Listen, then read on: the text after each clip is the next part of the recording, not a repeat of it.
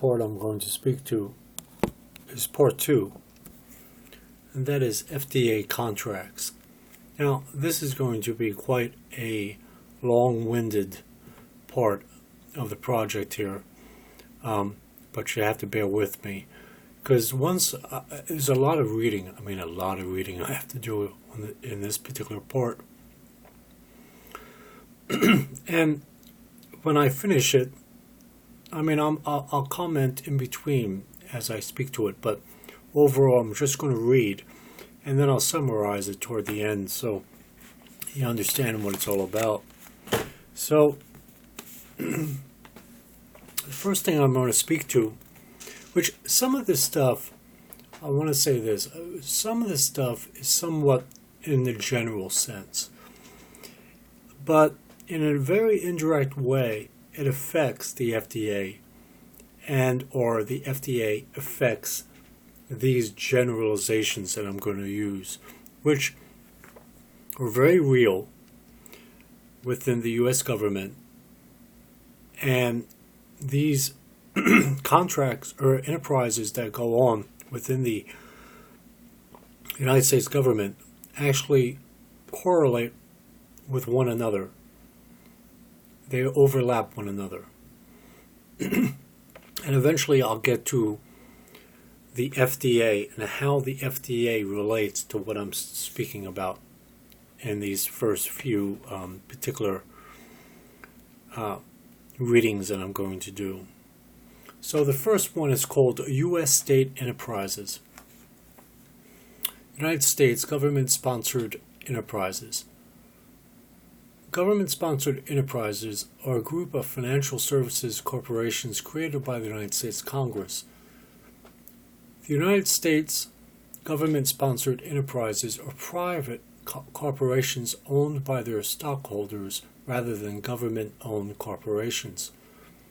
Their primary function is to generate profits for their stockholders, but they are structured and regulated by the U.S. government to enhance the availability and reduce the cost of credit to targeted borrowing sectors. Federal government chartered and owned corporations. The federal government chartered and owned corporations are a separate set of corporations chartered and owned by the federal government, which operate to provide public services. They have a separate legal personality from the federal government, providing the highest level of political independence. They sometimes receive federal budgetary appropriations, but some also have independent sources of revenue. The federal government acquired corporations. The federal government acquired corporations are a separate set of corporations that were not chartered or created by the federal government, but into which the federal government has obtained ownership and presently operates. These are corporations temporarily in possession of the government as a result of a seizure of property of a debtor to the government, such as a delinquent taxpayer.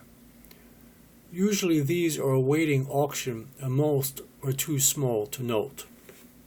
Now, the key of this particular part in the U.S. state enterprises is the seizure of property, which plays into the other parts of this particular part this particular section that I'm reading about. So let's say a vape shop.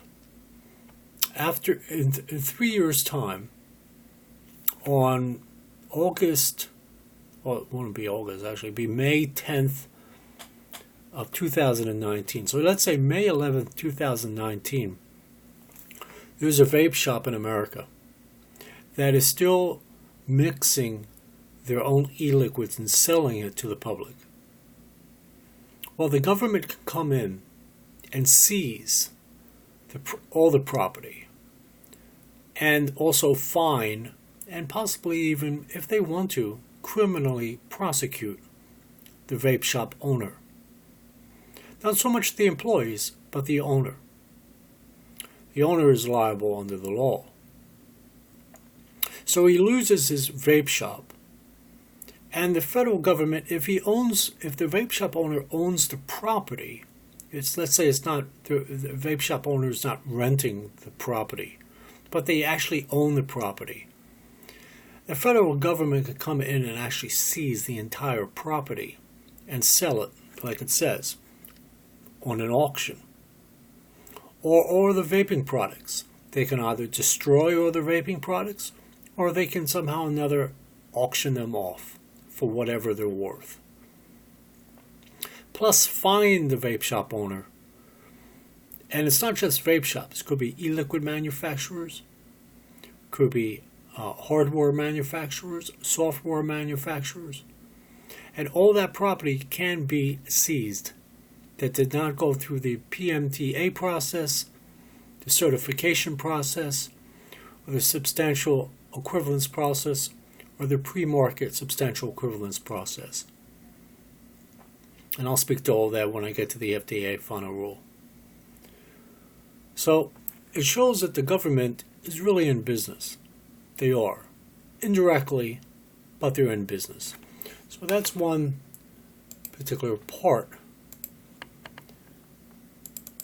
Now I'd like to get to the next thing here. One second here. Okay. All right. Now, the next thing is Export Credit Agency. An export credit agency, known in trade finance as an ECA, or investment insurance agency, is a private or quasi-governmental institution that is an intermediary between national governments and exporters to issue export financing. The financing can take the form of credits, financial support, or credit insurance and guarantees, pure cover, or both depending on the mandate the export credit agency has been given by its government. ECAs can offer credit or cover on their own account. This does not differ from normal banking activities. Some agencies are government-sponsored, others private, and others a combination of the two. Export credit agencies use three methods to provide funds to an importing entity. Direct lending. This is the simplest structure whereby the loan is conditioned upon the purchase of goods or services from businesses in the organizing country. Financial intermediary loans. Here the Export-Import Bank lends funds to a financial intermediary, such as a commercial bank, that in turn loans the funds to the importing entity. Interest rate equalization. Under an interest rate equalization, a commercial lender provides a loan to the importing entity at below market interest rates, and in turn receives compensation for the Export-Import Bank for the difference between the below market rate and the commercial rate. For instance, the United States, the U.S. Agency for International Development, the United States Export-Import Bank of the United States. Now, what's that have to do with the FDA final rule? Well, when I start to read the FDA final rule, as I get into it, they talk a lot about financial sectors within the government. And it's mainly in research and development. But that money is, and when I get into other areas of what I'm going to be talking about, like the one section called Fda Business Investments, it all plays into one another. That money indirectly, somehow or another, winds up in the Export Credit Agency, let alone the U.S. state enterprises. And it all mixes together in one way or another. So, but just bear with me because it'll eventually start to make sense to you.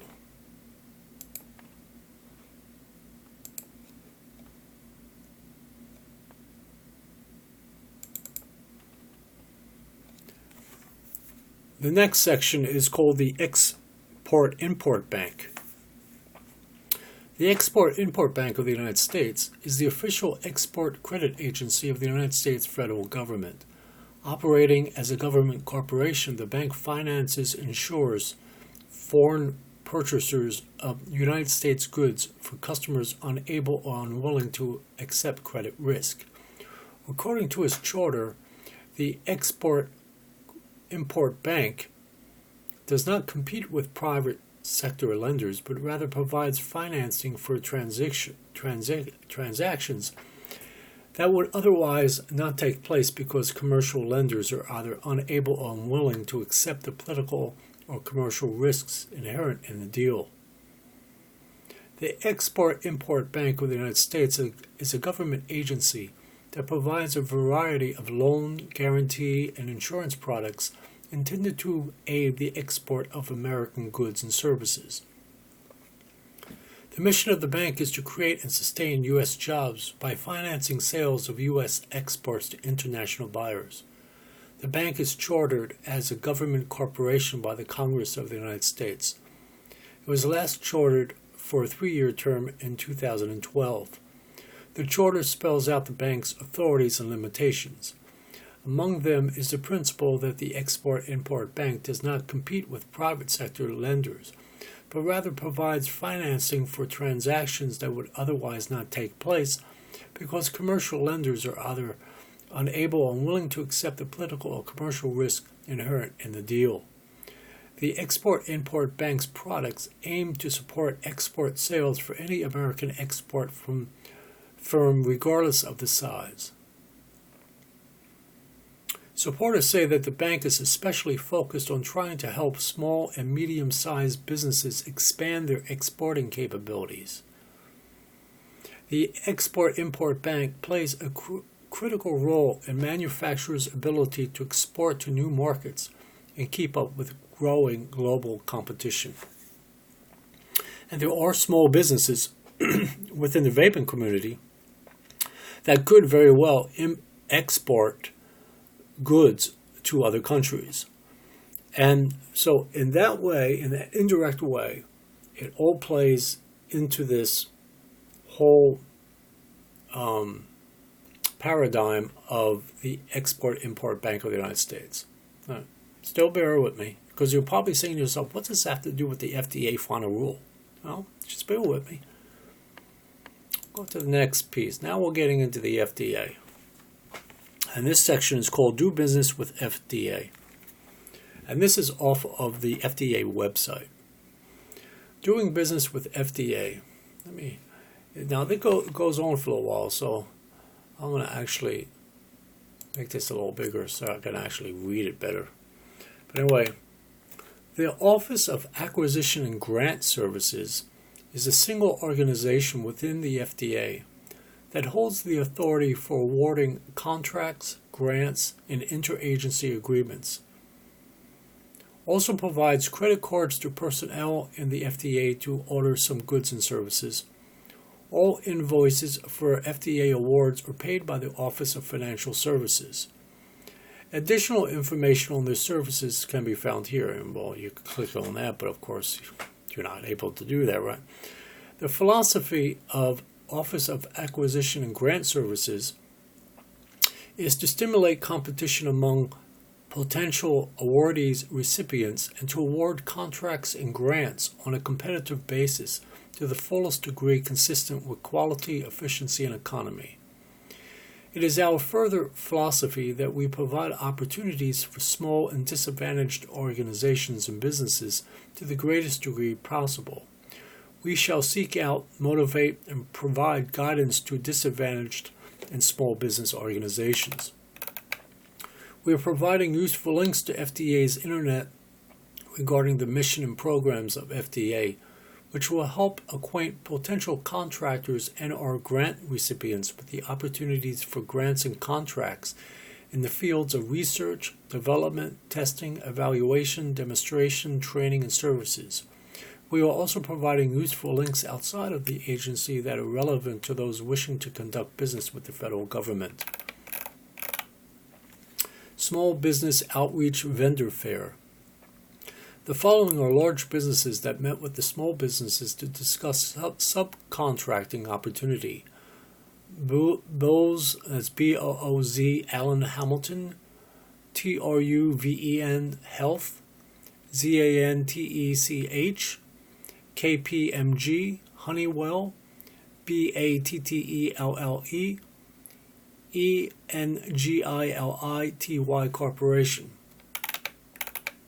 The Elms Contractors, Large Businesses, CGI Federal, Computer Sciences Corporation, DELLITTE Consulting Incorporated, High Performance Technologies Incorporated, Lockheed Martin, NCI Information Systems Incorporated, Northrop Grumman, Science Applications International Corporation, Systems Research and Applications Corporations, Small Businesses are a 2020 company, DOVEL Technologies, EXETER Government Partners LLC, Global Net Services Incorporated, IDL Solutions, McFadden, Paragon Technology Group, Platinum Solutions, Quality Services Software Incorporated, Select Computing Incorporated, and TELESIS. FDA assistance grants opportunities. The Food and Drug Administration is now posting all grant application packages and accepting electronic applications. The site allows organizations to electronically review and apply for competitive grant opportunities from all federal grant-making agencies. Grants.gov is a unified storefront for interactions between grant applicants and the federal agencies that manage grant funds.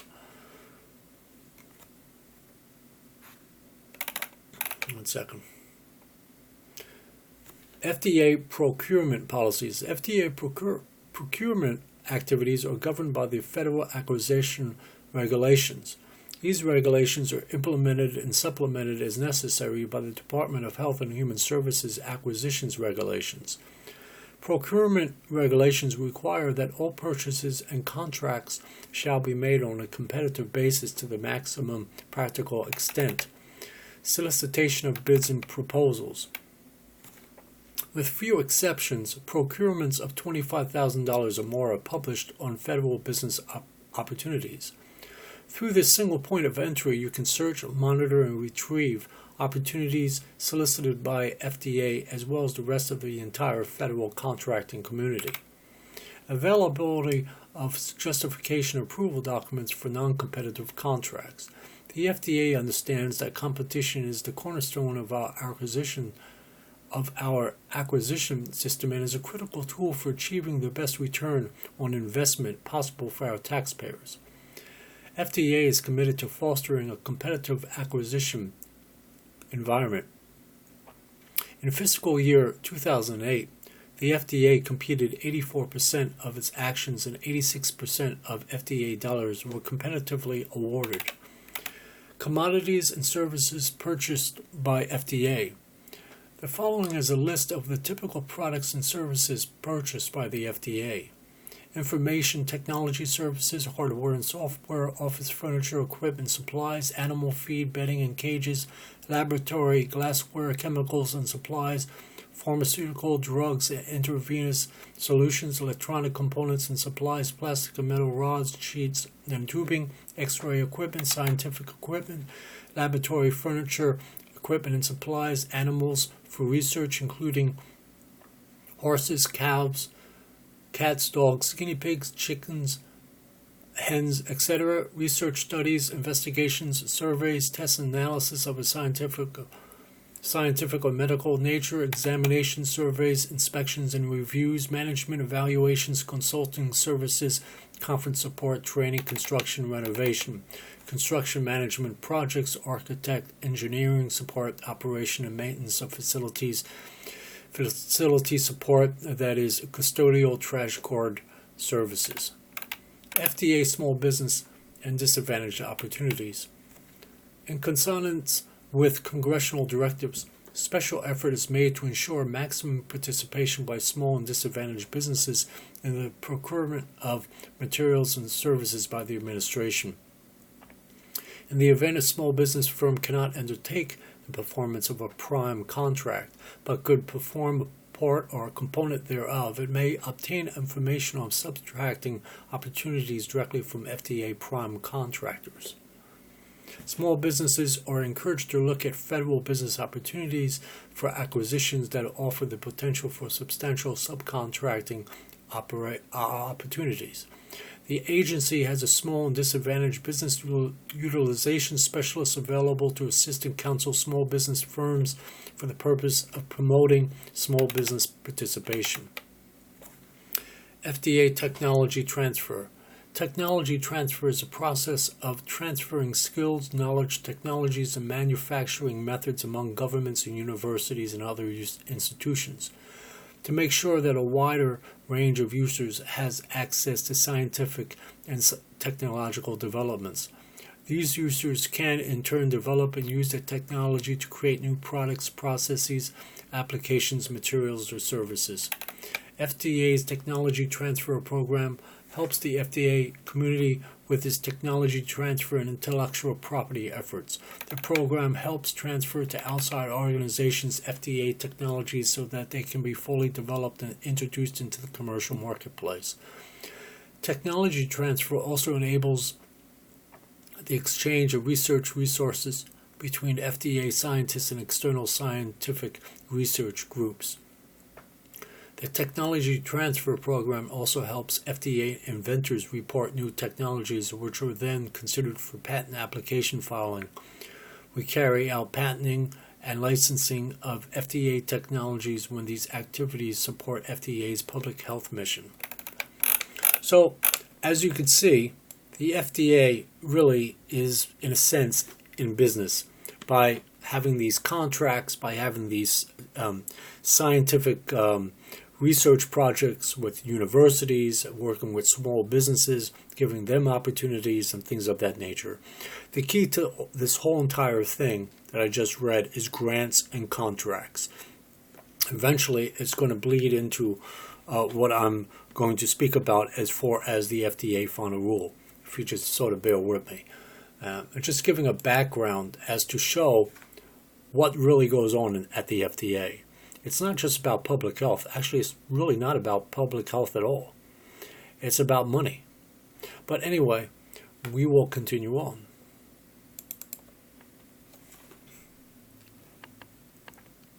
Now, these are Fda grants to certain companies. And this is just a few of the companies that the Fda is in cahoots with. This is all the Food and Drug Administration. Let's try to get this thing here. Okay. These are just a few of them, okay? So I don't have them all. There's probably hundreds of them. So collaboration in regulatory systems, strengthening standardization activities to increase access to safe and effective biological products. National curriculum standard development for integrated food safety system regulators. Not that that really has anything to do with us. Collaborating centers of excellence in regulatory science and innovation. I just try to read what has to do with us, actually. Some of that stuff has very little to do with us. Limited competition for revision applications for National Research Project to assess state agricultural laws, regulations, and resources related to product safety.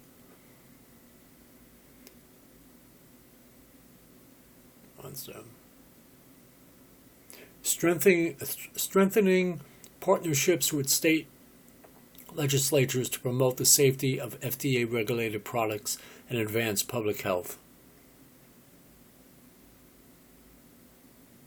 One second. I was just trying to find what pretty much relates to the FDA final rule, because that's all I'm concerned about, how everything bleeds into that.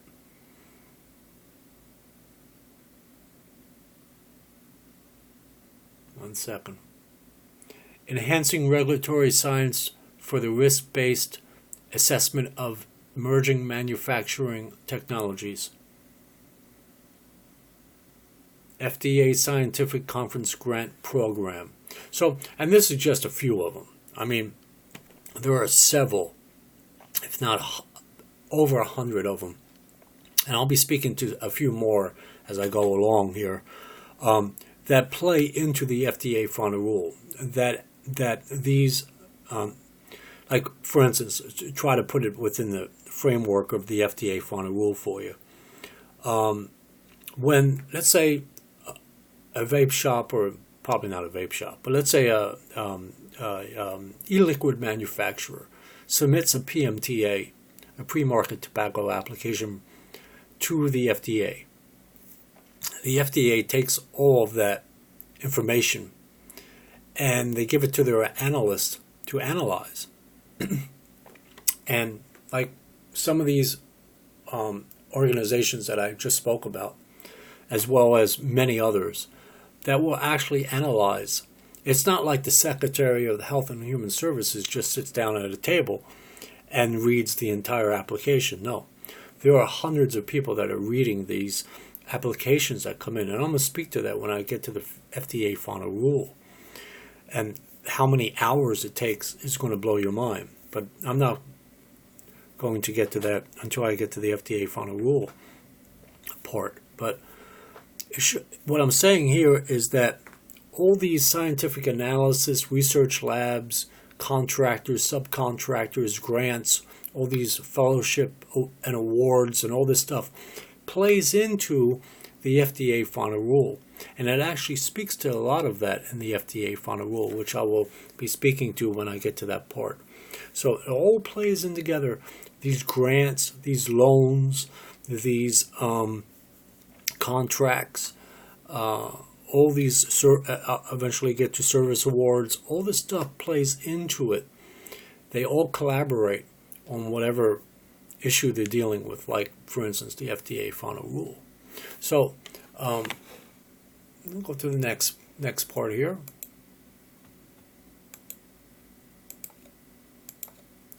All right.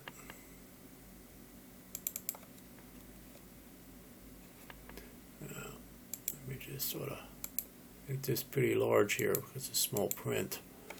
Now, this is called the contract opportunities for tobacco. Now, this is like, these are particular companies that actually work on projects for tobacco-related products, including vaping. And that is, and there's, I'm just going to say just a few. There's many more than this, but anyway. Analysis and research of consumer behaviors around tobacco products. Analysis of chemical constituents and HPHCs in water pipe, environmental tobacco smoke, and third-hand smoke. Though that really doesn't have to do with us because it's mainly analog cigarettes. Make this a little larger. Yeah, I can't. My eyes are... 1 second here. Commercial marketing and sales data. The purpose of the contract is to purchase commercially available data sets that monitor sales and advertising expenditures related to tobacco products, including through traditional and alternate channels.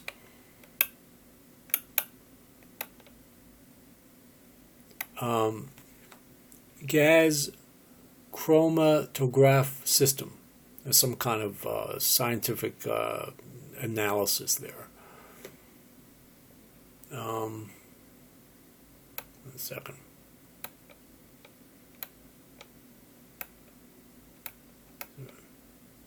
Again, I'm going down a little bit more. A contractor to assist with public hearing related to tobacco products manufacturing practices. And that's about all that I really have. But anyway, I mean, there's a whole lot of more of them.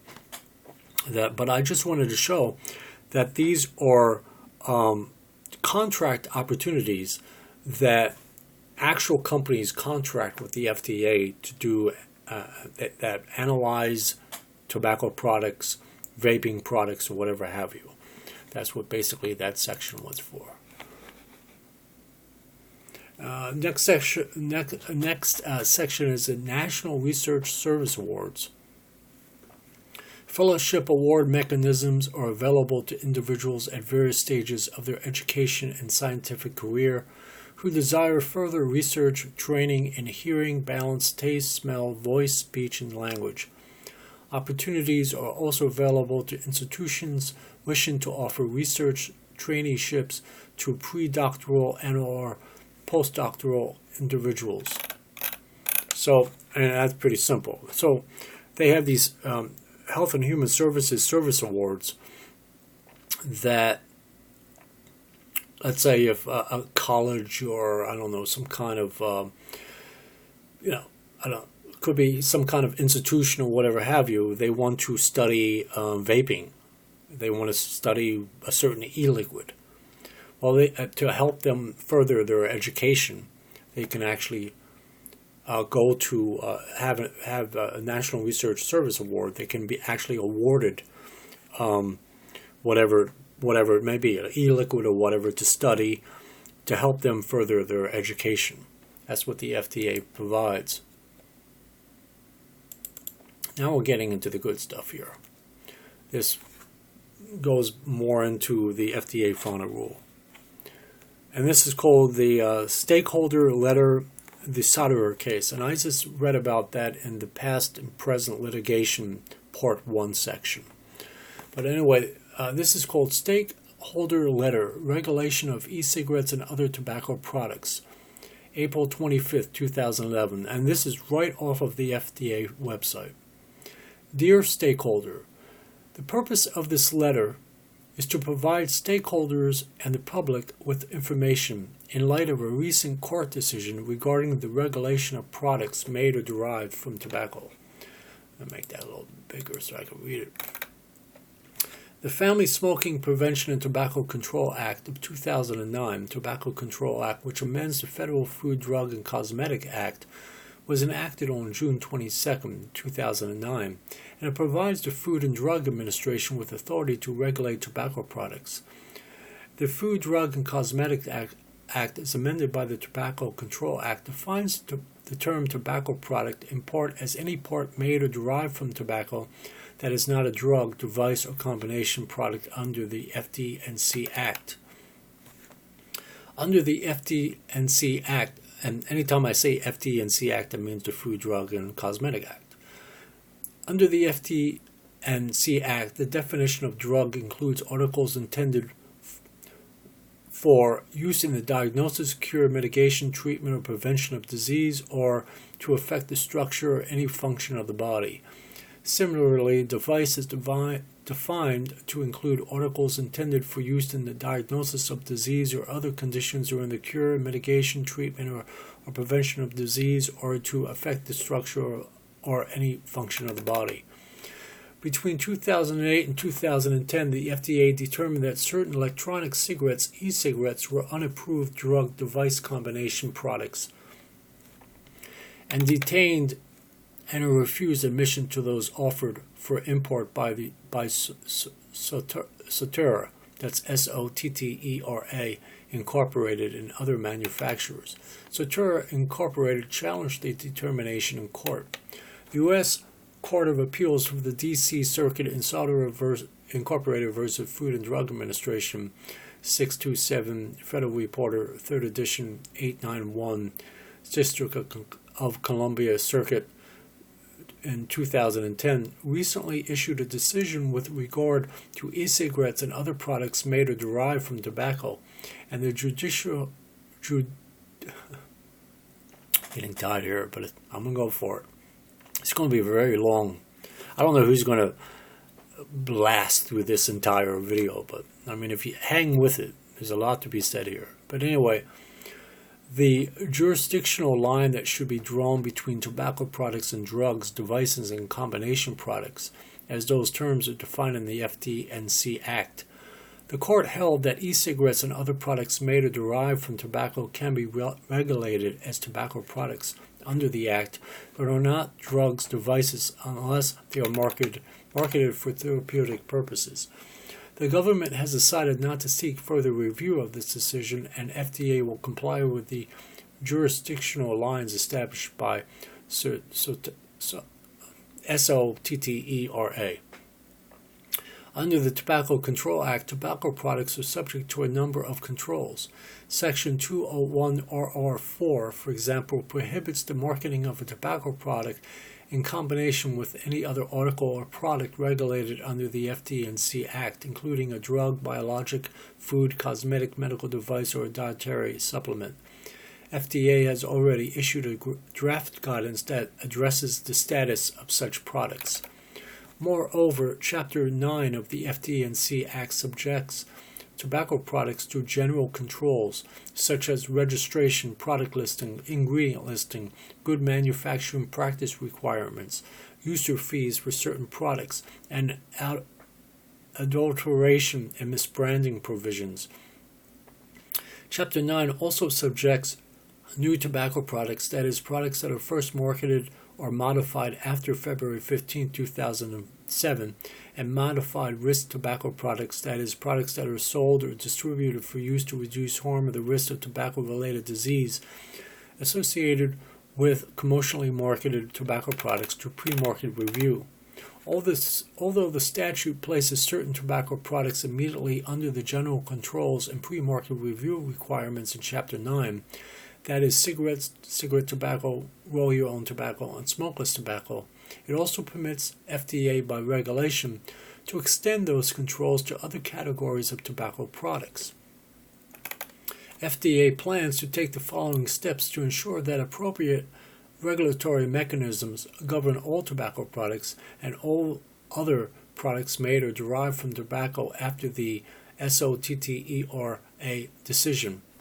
The agency intends to propose a regulation that would extend the agency's tobacco product authorities in Chapter 9 of the FD&C Act, which currently only apply to certain specifically enumerated tobacco products, to other categories of tobacco products that meet the statutory definition of tobacco product in Section 201 RR of the Act.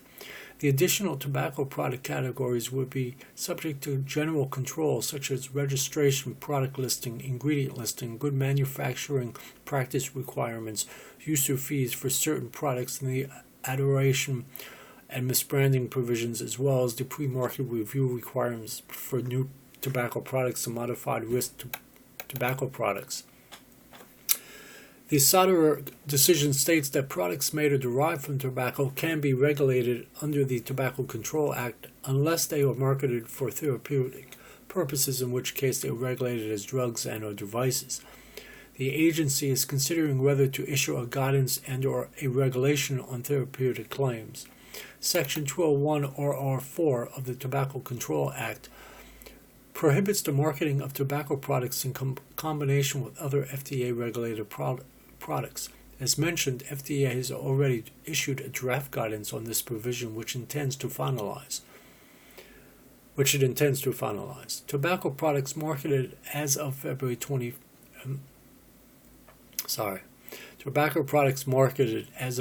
15, 2007, which have not been modified since then, are considered grandfathered or are not subject to pre-market review as to new tobacco products. A tobacco product that is not grandfathered is considered a new tobacco product and is adulterated and misbranded under the FD&C Act, and therefore subject to enforcement action unless it has received pre-market authorization or been found substantially equivalent. FDA has already developed draft guidance explaining how manufacturers can request a determination from FDA that a tobacco product is grandfathered. We look forward to working with all stakeholders to ensure that the existing authorities granted the agency are harnessed to best protect and promote the public health. Sincerely, Lawrence R. Dayton, that's D-E-Y-T-O-N, M.D., Director of Center for Tobacco Products, and Jane Woodcock, M.D., Director of Center for Drug Evaluation and Research. Now, the key to this here, because I'm mainly going to speak about this in the FDA final rule, is the fact of stakeholders. Now, stakeholders are actually investors. Investors in the FDA through not only those U.S. state enterprises, Export Credit Agency, Export-Import Bank, but also does direct business with the FDA. And I'm going to be getting into that in my next section. So let's go to the next section and how that plays into Fda Business Investments. Now these are the business investments that they have. Now I'm going to just go a little bit and just briefly speak to it, because, and this is just partially some of them, okay? But I'm just going to speak a little bit to it, and then when I get through the next part, which is 10, the 2011 stakeholders, then things will really start to make sense here. So I'm coming at this entire part too in different angles, but it's all going to come together toward the end. You'll see this. It all makes sense to you. But anyway, Fda Business Investments, enterprise business objects. The value is $1 to $5 million. Regulatory business information systems, $10 million plus. When I say the money, monetary, like 1 to 5 million, 10 million, this is how much the contract is worth to these particular companies that I'm speaking to. CDRH CESUB, 10 million plus. CDER steady state support, 1 to 5 million.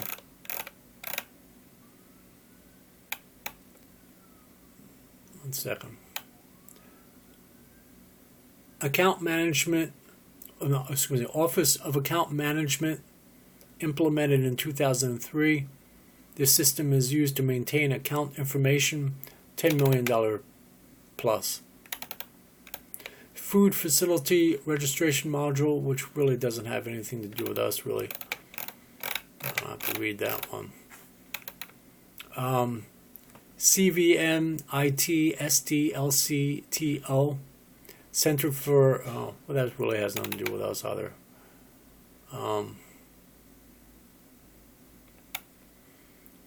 ALM Lab Communication, ELEXNET ONM/DME, 10 million plus. Firm management services, doesn't say how much that would be for.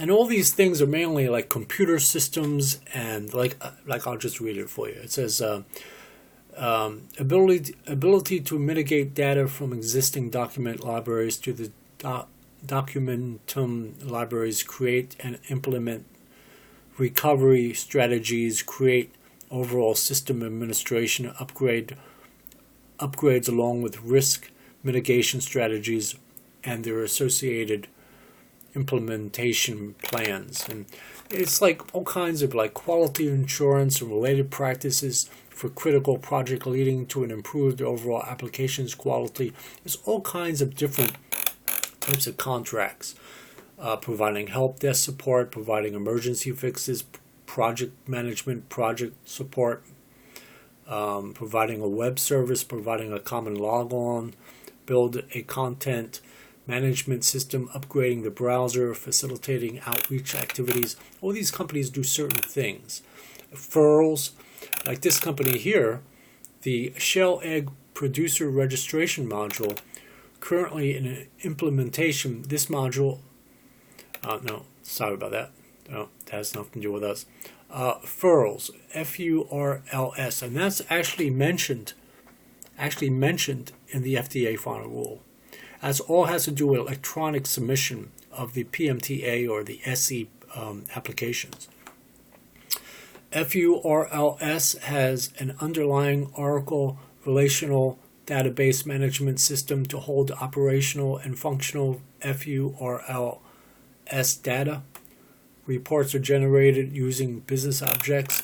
These are all different companies, and these are just a few of them. Just a few. there's probably over 100, maybe 300 of these companies that contract with the FDA to work on databases, to work on lab projects, to work on, you name it. I mean, it's just crazy. It's just absolutely insane how much stuff they have here that they contract with the FDA. Now let's get into the next thing here. All right. So this is I call this Section 10, 2011 Stakeholders. So this FDA Center for Tobacco Products update, January 16, 2011 to April 30th, 2011. The FDA Center for Tobacco Products intends to provide regular updates to inform the public and Congress on its progress in implementing the Family Smoking Prevention Tobacco Control Act, or Tobacco Control Act. April 2011. Letter to stakeholders about electronic cigarettes. On April 25th, FDA announced in a letter to stakeholders that it will not appeal the recent decision in Solder Incorporated versus FDA. I just pretty much read that, but I'm going to read it again, though. This decision stated that products made or derived from tobacco can be regulated as tobacco products by FDA, and that e-cigarettes and other products are not considered drugs or devices unless they are marketed for therapeutic purposes. Certain products made or derived from tobacco, such as e-cigarettes, are not currently subject to the pre-market review requirements of the Tobacco Control Act. But FDA is developing a strategy to regulate this emerging class of products as tobacco products. Products that are marketed for therapeutic purposes will continue to be regulated as drugs and or devices. Now, this is April 2011. April 2011. And it says FDA is developing, and this is from the FDA website, by the way. FDA is developing a strategy to regulate this emerging class of products as tobacco products.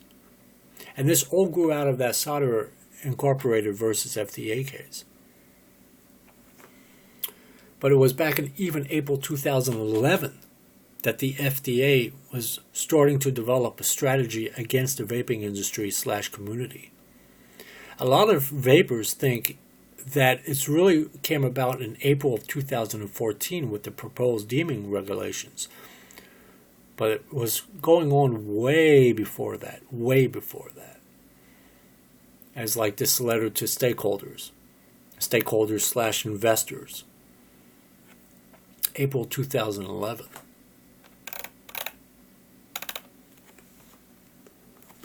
Webinar series for tobacco retailers. I don't really have to get into that. That mainly have to do with the analog cigarettes.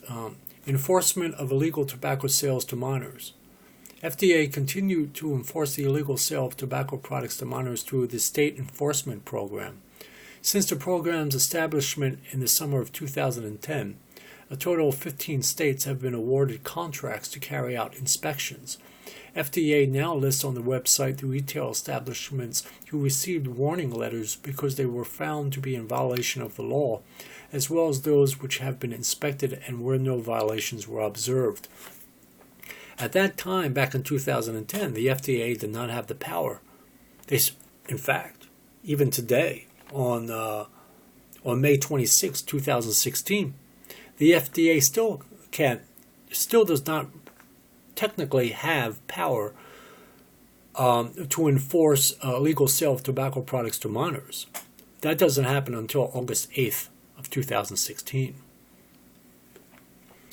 But back in 2010, what the FDA did through this program called the State Enforcement Program, they had states, and it said like a total of 15 states, 15 states in 2010 that agreed with the federal government or with the FDA to actually conduct raids or inspections against vape shops. At that time it wasn't vape shops. I don't think they had that power. But against tobacco, like tobacco shops, analog tobacco shops. and they would raid them and inspect them and find any violations, and I'm sure they were penalized and maybe even seized their products. Continues on, state, January 2011, final guidance on harmful and potentially harmful constituents in tobacco products. The Tobacco Control Act requires FDA to establish and periodically revise a list of harmful and potentially harmful constituents to health in each tobacco product. This also includes smoke constituents. Each constituent must be listed by brand and quantity in each brand and sub-brand. FDA issued guidance that discusses the meaning of harmful and potentially harmful constituent. For the purpose of establishing this list, FDA believes that the phrase harmful and potentially harmful constituent includes any chemical or chemical compound in a tobacco product or in a tobacco smoke that is potentially inhaled, ingested, or absorbed into the body, or that causes or has the potential to cause direct or indirect harm to users or non-users of tobacco products. Now, they're mainly talking about analog cigarettes, but in fact, this whole section I just read here about the January 2011 is right inside of the FDA final rule, and I will speak to all that as well when I speak to that. So they were doing all this stuff even then, but the key thing that I wanted to read out of here was that in April of 2011, it says FDA is developing a strategy to regulate this emerging class of products as tobacco products. That is the e-cigarettes. They were doing that even back in April 2011. Okay, so it's rather interesting stuff. And then my next here, I'm going to take a vape, by the way, and then a vape.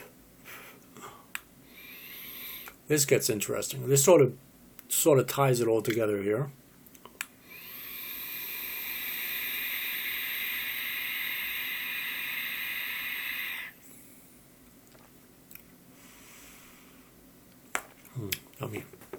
Anyway, so this is called 2011 Minutes from Stakeholders Meeting. And it reads, Minutes from Stakeholder Meeting on Reauthorization, January 13th, 2011. At the FDA White Oak Campus, Silver Spring, Maryland, Building 31, Room 1503. Purpose, to discuss the current status of the Medical Device User Fee Program, review stakeholder perspectives shared at the September 14th public meeting, and docket submissions, and plan topics for future stockholder discussions. Now, of course, this has nothing to do with the FDA final rule or the e-cigarette market, but I just want to show that eventually these types of stakeholder meetings will actually also wind up with the vaping products as well in the future. They will have stakeholder meetings in reference to e-cigarettes as well. And I just want to just show who are the stakeholders, and I'm sure these stakeholders will overlap into the FDA final rule or the e-cigarette industry / community. Or maybe not. Let me see. Wait on there. No. I guess this has to do with drugs. But anyway, because I don't want to misinform you, because this really has to do with medical devices. But my point on this is that they will have also stakeholder meetings in relation to e-cigarettes. And they have their participants from the FDA that shows up, and then they have stakeholders that show up. And they actually list the names and the organization they're from. And then additional registered stakeholders as well show up as well. And they list it by name, and as well as the association or the organization or the research foundation or whatever have you. And all of that is relative to the e-cigarette industry in the future. They're going to have these stakeholder meetings as well.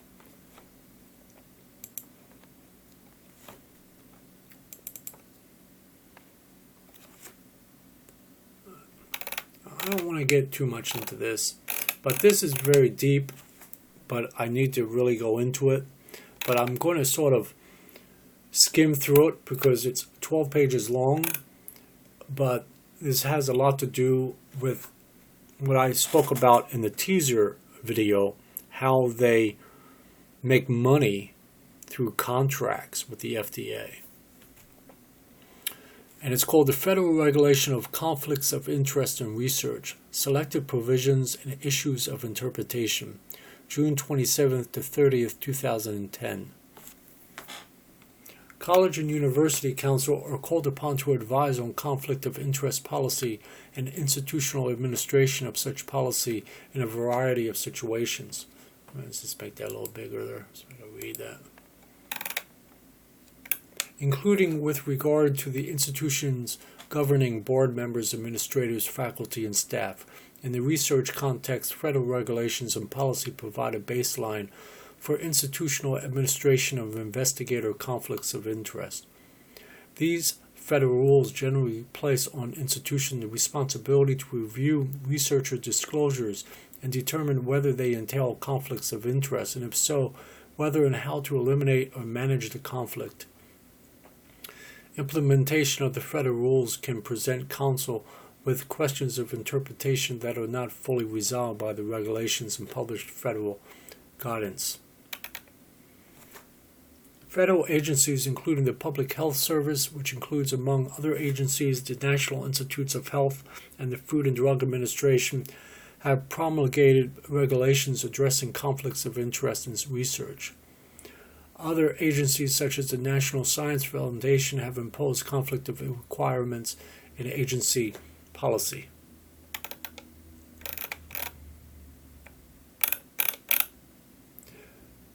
This section describes the PHS, Public Health Services, regulations currently in effect.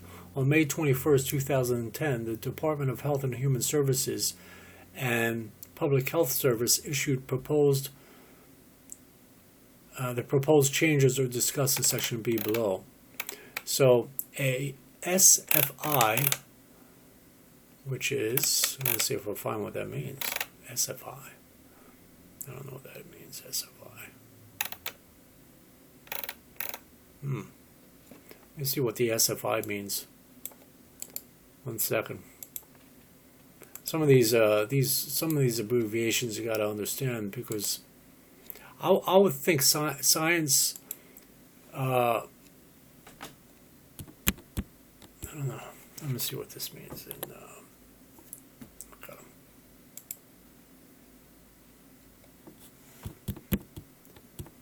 I don't know what that means. 1 second here. Give me a second.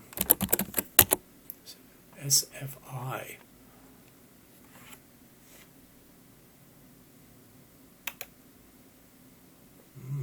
Can't find that. Oh well, whatever that means, I don't know. I have no idea what SFI means. Anyway, it says a SFI is defined as anything monetary value, including but not limited to salary or other payments for services, consulting fees, equity interest, stock options or other ownership interest in intellectual property rights, patents, copyrights, royalties from such rights. The term excludes salary, royalties, or other remuneration for the applicant organization. Disclosures are to be submitted to the designated institutional office. Oh, here's your SFI. Okay, institutional officials, either annually or as new reportable significant financial interests. That's what SFI means, or obtained. The designated institutional officials is responsible for reviewing the disclosure to determine if a significant financial interest could directly or significantly affect the design, conduct, or reporting of the research or educational activities. Like I said, I'm just going to skim through this. But this is very, very important. Actually, this thing is it's so crazy how it reads, but it's really extremely, extremely important as to what's going on with the FDA. One second here. The notice proposal rulemaking, which is actually in the FDA final rule, would revise the definition of SFI, broaden the scope of information investigators disclose, and shift from investigators to the institution to decide whether financial interest is related to public health service funded research, including NIH funded research. So I'm going to skim through a little bit of this.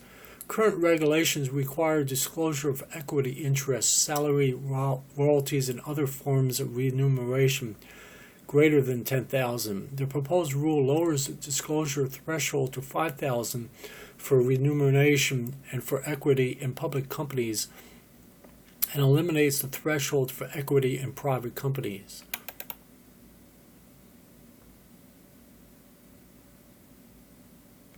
One second.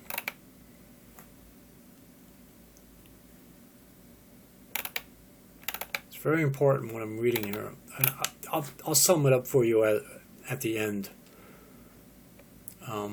What it's really saying here.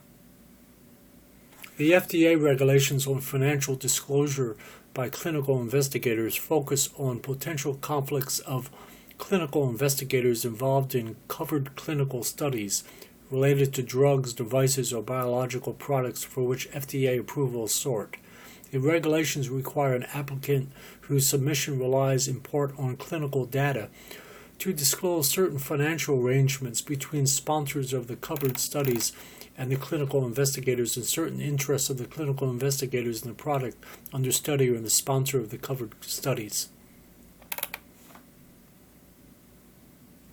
The types of financial arrangements the FDA regulations require to be disclosed include compensation made to the investigator in which the value of compensation could be affected by study outcome, significant equity interest in the sponsor of a covered study, including any ownership interest, stock options, or other financial interest in privately held entity or other investments whose value cannot be readily determined through reference to public prices, or equity interest of over $50,000 in a publicly held company during the study and for 1 year following completion, a property or other financial interest in a tested product, including but not limited to a patent, trademark, copyright, or licensing agreement, and significant payments of the other sorts, including payments made by the sponsor of a covered study to the investigator or the institution to support activities of the investigator that have a monetary value of more than $25,000,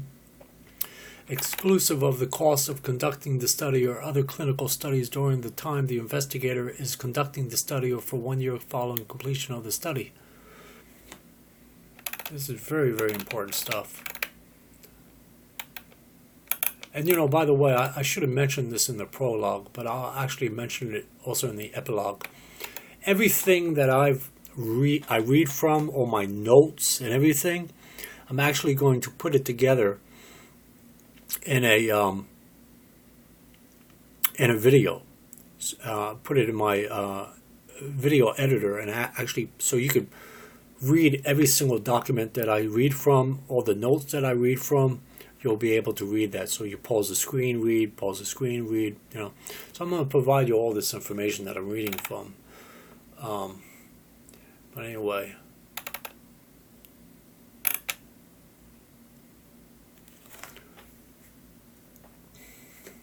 One second. Okay.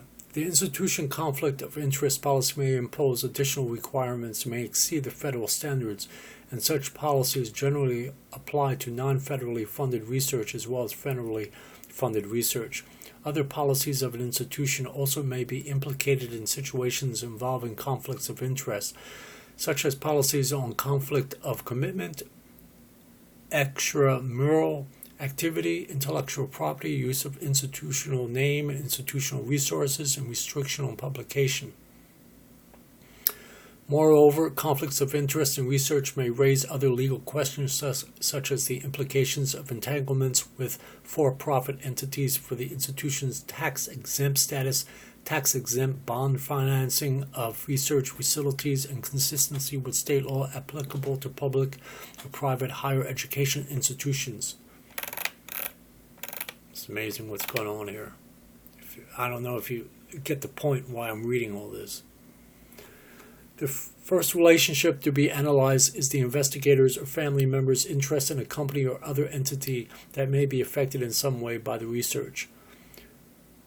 This relationship is captured in the PHS and NSF rules by the SFI test. Some non-governmental guidance suggests that, at least in some cases, institutions should require disclosure of interest in certain entities, such as research sponsors or the manufacturer of a product being tested in the research, that do not meet the regulatory threshold for significance. That's a very important line. I don't know if you caught that. The manufacturer of a product being tested in the research, which goes right to the FDA final rule. Those products will be tested.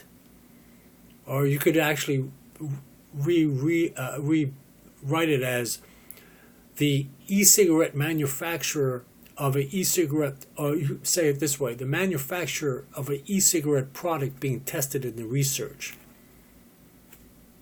You understand? It could be about any subject matter. As far as we're concerned, it's about the e-cigarettes. So let me read just, there's maybe a little bit more. I don't want to read too much of this. Anyway, why this is very important, and when I put it up into the video editor and put it all together, look for, it says Federal Regulation of Conflicts of Interest in Research, Selected Provisions and Issues of Interpretation. It's a very important document here. And what it's basically saying is that in research conditions, when they have research projects, that these particular organizations or associations or companies that profit from research must make sure they have no conflict of interest. That is, that they can make a certain amount of money, but they can't go overboard with it. That is, they can profit to a degree, but not too much. Like that one area it said on the $50,000 mark here. Find it here.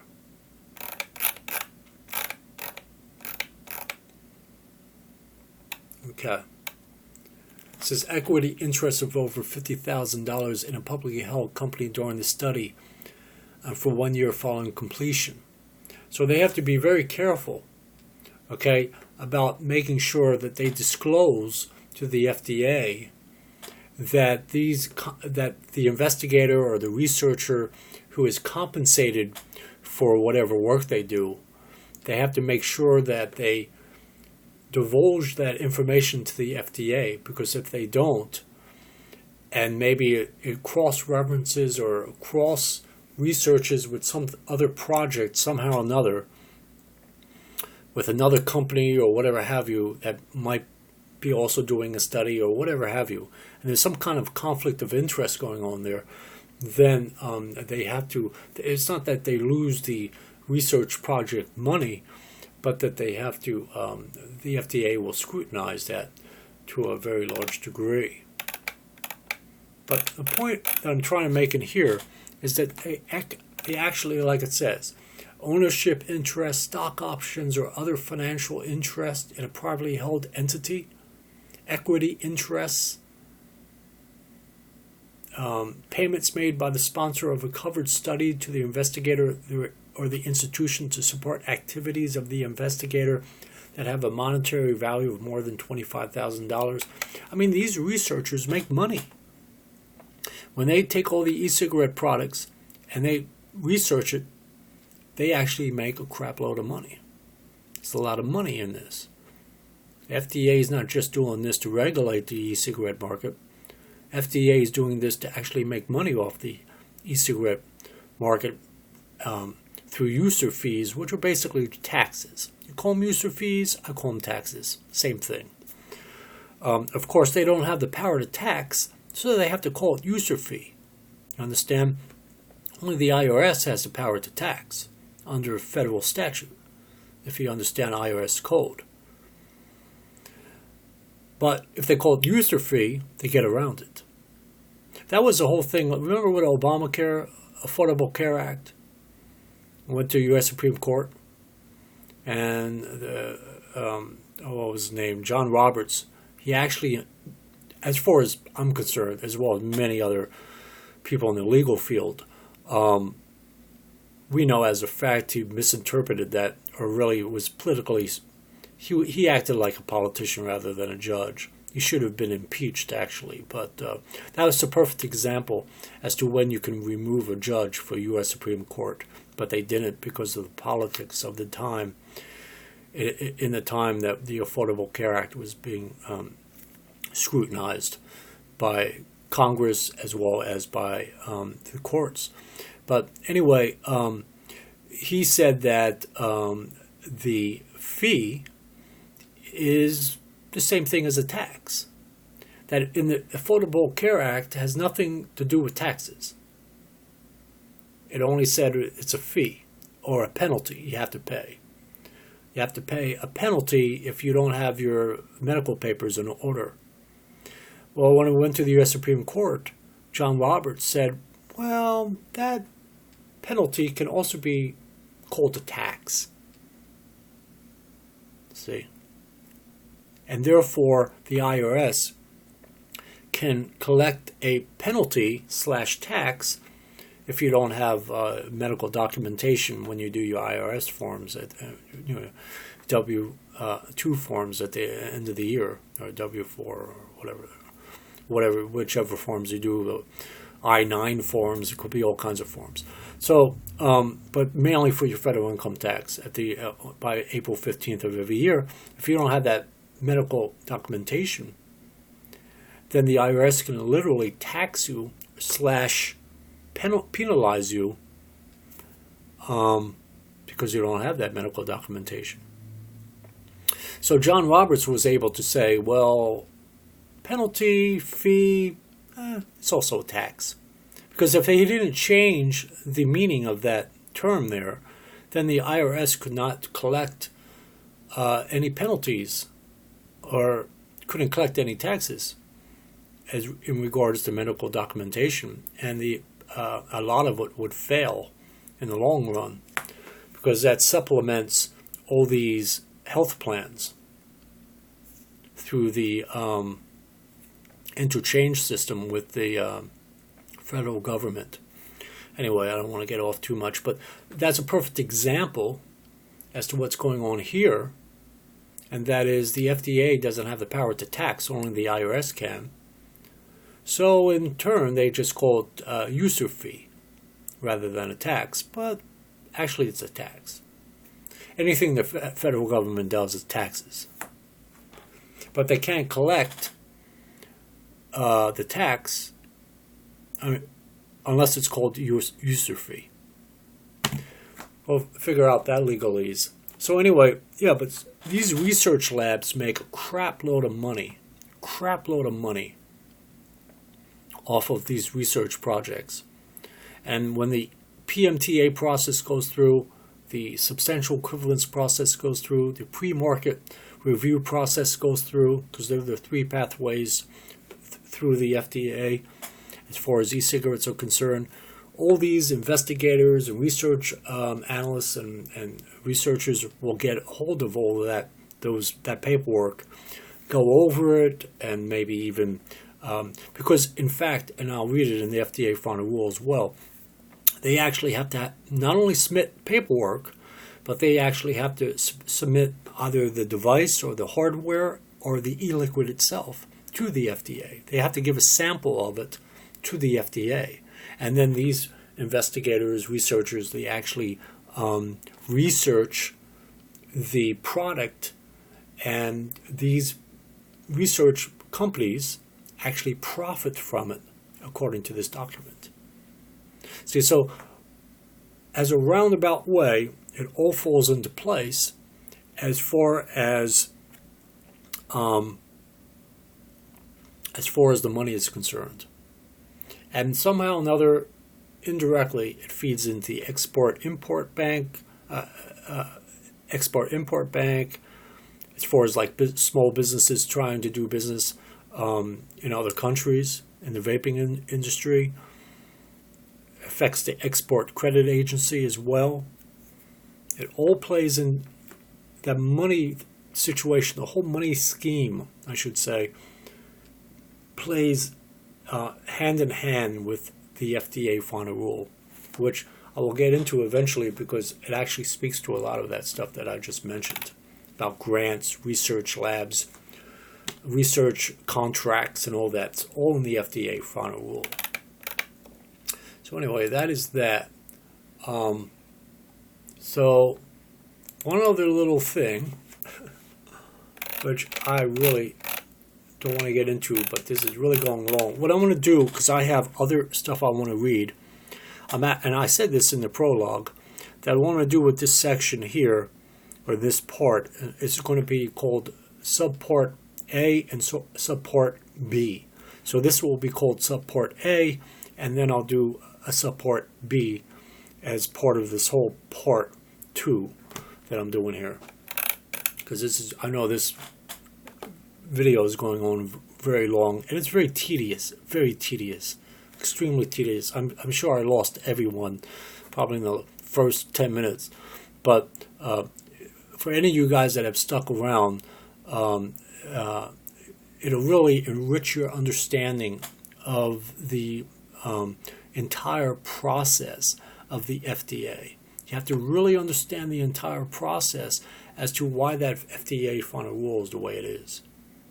It's not just about public health. Actually, in fact, it's far from public health. It's a lot to do with power and money. Take a vape, and then I'm going to read this, and then I'm going to stop, and then do the Subpart B.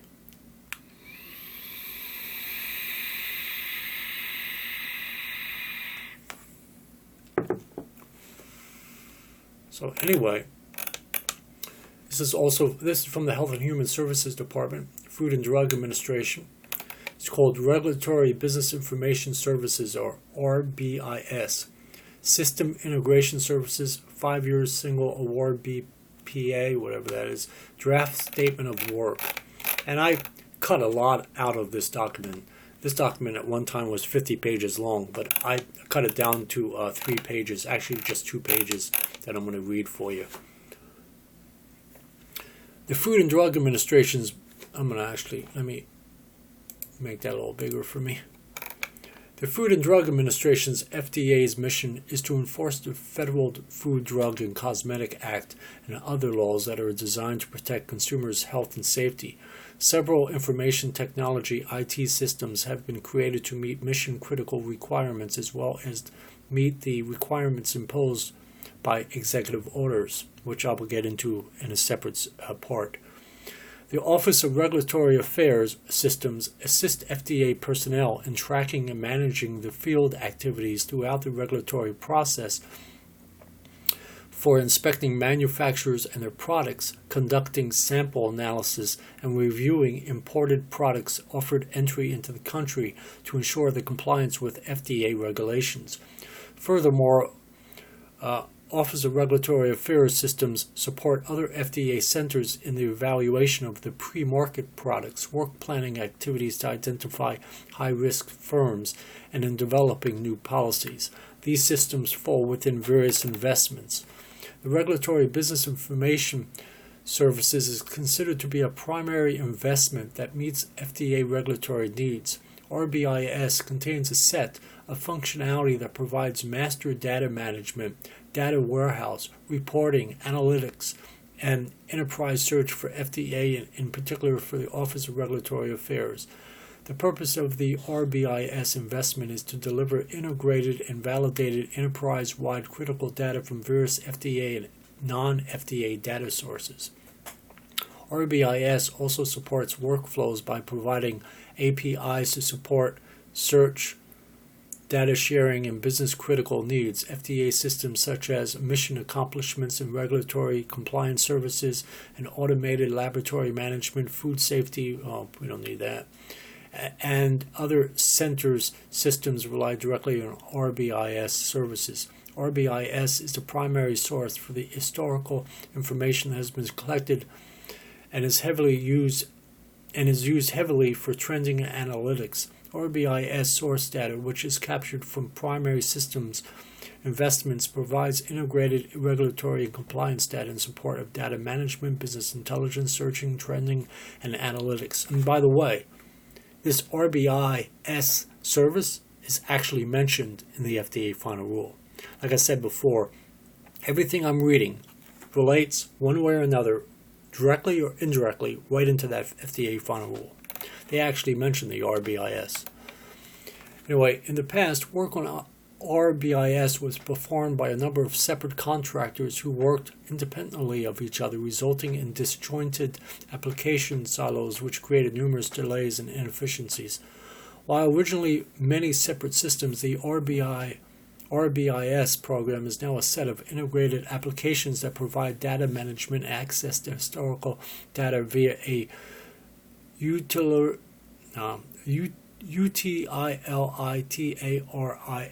data system, which meets the needs of FDA and Office of Regulatory Affairs users. The RBIS program has established standard operating procedures that allow the program to quickly accommodate changes to the data system required by developments within the investments. The ongoing success of the RBIS program is dependent on a program integrator with depth of technical experience in the RBIS technologies and that is capable of continuing to weave together a cohesive set of interdependent services that formulate the RBIS services. I don't want to get into too much anyway. The contractor shall adhere to all applicable federal information technology and information management laws, regulations, policies, and standards at the government-wide Health and Human Services and FDA levels. At the government-wide level, these include Office of Management and Budget, National Institute of Standards and Technology, and General Accounting Office. And everyone remembers the OMB, the Office of Management and Budget, which actually, in fact, it's actually the Office of Internal Regulatory Affairs / Office of Management and Budget that actually wrote the FDA final rule. How do you like them apples? They actually wrote the FDA final rule, guided by the Secretary and the Commissioner Zeller, Secretary Matthews of the Health and Human Services Department, as well as FDA Commissioner Mitch Zeller actually guided them to write the entire FDA final rule. They're the ones that actually wrote it, the OMB and the the Office of Internal Regulatory Affairs, or Office of Regulatory Affairs, which is mentioned throughout this RBIS services, which is, the RBIS is right in the FDA final rule. That's where I got this from. And so, anyway, that's the last section of this Subpart A that I'm going to speak to. And as you could see, they have a lot of systems in place that analyze certain projects, that research, development, data collecting, just you name it, they do it. And I cut a lot out from these documents. I just wanted to get to the gist of each of the documents. Because some of these documents are like 50, 60, one of them was like 112 pages long. I'm not going to read 112 pages. But mainly to get to the gist of it that relates to the FDA final rule. But there's a lot of things, there's a lot of systems and organizations that all contract with the FDA that, and when those e-cigarette products go to the FDA for testing, as well as the data, then all of this stuff that I've just read in Subpart A actually kick into place. And I'll do the Subpart B probably tomorrow morning sometime, and then I'll get into the next part of the project. I know I was a bit long-winded on this one, but I even said that in the prologue, that this is going to be a huge part here, part 2, and because it really, if you really try to, if you not only try, but if you put it into perspective, it's really about money. It's about expenditures. It's about the FDA taking the user fees, taking other federal taxes that the congressional branch gives to the FDA or the federal government, and then the president will, or the comptroller, I should say, the office of the comptroller, he'll spread out all the monies that the executive branch gets. FDA gets a certain amount of money. Actually, it's the HHS, the Health and Human Services Department, actually gets the money, and then the HHS actually spreads the money to the other departments that's underneath it, like the FDA. Social Security is under HHS and things of that nature, many others as well. I think even Veterans Affairs is under HHS, and many other sub-departments are under the HHS. And then, so between the taxes and the user fees and all this other stuff, then they take that money, the FDA takes that money and then gives it to all these research projects that actually contract with the federal government / FDA, and in turn actually profit from it. And I read that, like I did in the conflicts of interest, part 12 there. So anyway, I'm going to end it on this, and then I'm going to come back to subpart B, and then I'll sum it up as to what I was doing here on this particular part 2, unless, of course, you were able to understand what I was saying and you got the point. So anyway, guys, have a good one. Bye.